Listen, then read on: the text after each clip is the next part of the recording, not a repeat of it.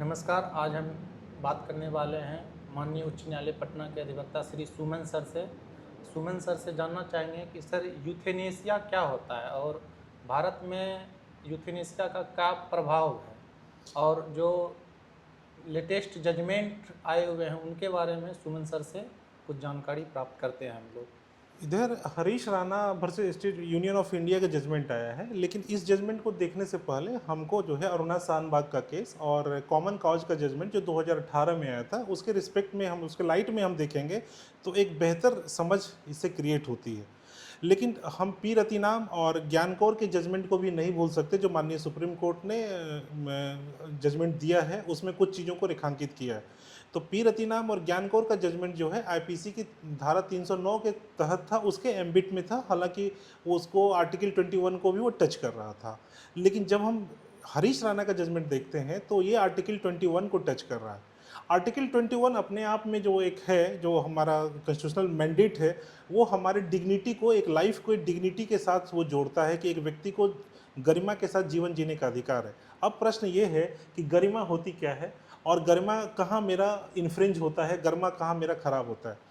तो प्रश्न है कि यदि किसी व्यक्ति को लाइफ सपोर्ट सिस्टम पर यानी पेलिएटिव केयर पे रखा जा रहा है, क्यूरेटिव केयर काम नहीं कर रहा, पेलिएटिव केयर पे रखा जा रहा है, और वो उसके लाइफ स्पेन को हम लंबा जरूर कर देते हैं पेलिएटिव केयर से, लेकिन उसकी लाइफ ये नॉर्मल लाइफ हो नहीं पाती है। और इससे क्या होता है कि उस व्यक्ति को भी डिस्ट्रेस की सिचुएशन का सामना करना पड़ता है, उसके परिवार को भी डिस्ट्रेस का सामना करना पड़ता है, और फिर उसकी पूरी सोसाइटी, उसकी पूरी परिवार कोलैप्स कर जाती है, इकोनॉमिक रूप से, इमोशनली रूप से, मेंटली रूप से।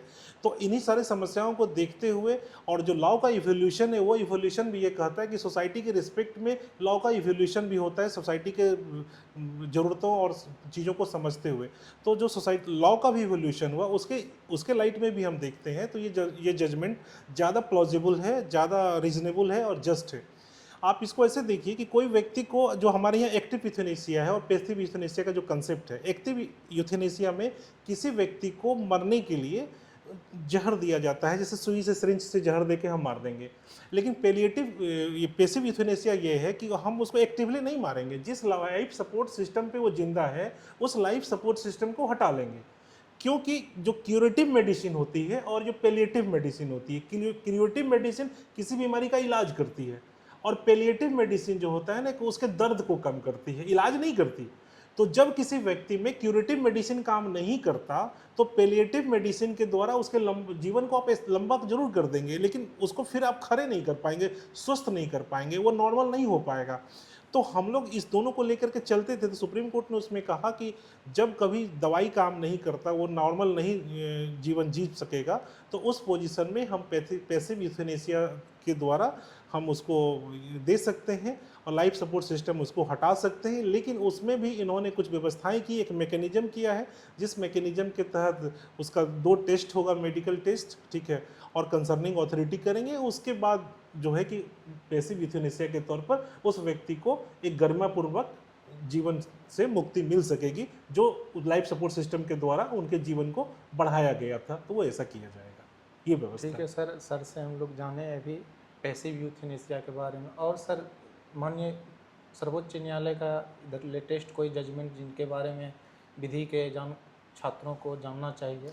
इधर बहुत सारे जजमेंट आया है। इधर तो एक जजमेंट आपको इसको ले लीजिए कि जैसे जजमेंट एक है कि जो एक मिनिस्ट्रिकल साइकिल होती है लड़कियों के चीज़ में, और उसके कारण बहुत सारी ग्रामीण परिवेश में महिलाएं क्या होती है कि स्कूल नहीं जा पाती है, कॉलेज नहीं जा पाती है, क्योंकि हमारे यहाँ एक स्टिग्मा बना हुआ है कि महिलाओं में मिनिस्ट्रियल साइकिल एमसी वाला जो सिचुएशन होता है वो किसी को बताए नहीं, किसी को शेयर नहीं करे। तो माननीय सुप्रीम कोर्ट ने उस केस में बड़ा स्पेसिफिकली कहा है कि हमारे स्कूल में व्यवस्था होनी चाहिए, जो सैनिटरी पैड वगैरह की सारी चीज़ें दी जानी चाहिए, ताकि किसी भी बच्ची को या किसी भी बेटी को ऐसा ना लगे, या किसी हमारी बहन को ना लगे कि इस कारण से वो स्कूल छोड़ दे, क्योंकि उससे जो एक जलालत की स्थिति होती है, और उसके लिए शौचालय वगैरह के लिए प्रॉपर व्यवस्था हो, ताकि हम जो जेंडर जो बाइसनेस होता है, जो पेट्रिकल सोसाइटी हमारा हिंदुस्तान का है या इंडिया का है, उस पेट्रिकल सोसाइटी में महिलाओं को भी उसके शरीर और परिवेश के अनुसार उसको एक व्यवस्था हो जो उसके लिए बेहतर हो और वो एक अपना सोसाइटी में अपना योगदान दे सके। जब आधी आबादी को बेहतर सुरक्षा नहीं मिलेगा, बेहतर फैसिलिटी नहीं मिलेगा और उसके परिस्थिति के अनुसार उसको एटमॉस्फेयर नहीं मिलेगा, तो समाज में अपनी मुख्यधारा में नहीं आ पाएगी और जब मुख्यधारा में नहीं आएगी तो इससे उस महिला का जितना नुकसान है उससे हमारे देश का नुकसान है, हमारे समाज का नुकसान है। और हम लोग जिस सभ्यताओं में जीते हैं, हमारे वैदिक सभ्यताओं में बहुत सारी महिलाएं वैदिक ऋचाओं का सृजन करती थी, ठीक है। तो ऐसे में महिलाओं को आगे बढ़ने के लिए हमें इन सारी चीज़ों से सामना करना ही पड़ेगा और उसमें सुप्रीम कोर्ट ने एक अच्छी मैकेनिज्म व्यवस्था की है जो कि शिक्षक संस्थानों में या जहाँ महिलाएं काम करती है वहाँ दी, ताकि जो महिलाएं गरीब वंचित जो भी हैं समाज की मुख्यधारा में है। और जागरूकता पुरुषों में भी जरूरी है, महिलाओं में जरूरी है। इस रिस्पेक्ट में उन्होंने बड़ा इलोरेटिव जजमेंट दिया है उसके बारे में। ठीक है, थैंक यू सर। ऐसे ही विधि के जानकारी के लिए आप जुड़े रहिए पटना लॉ क्लासेस से। धन्यवाद। धन्यवाद।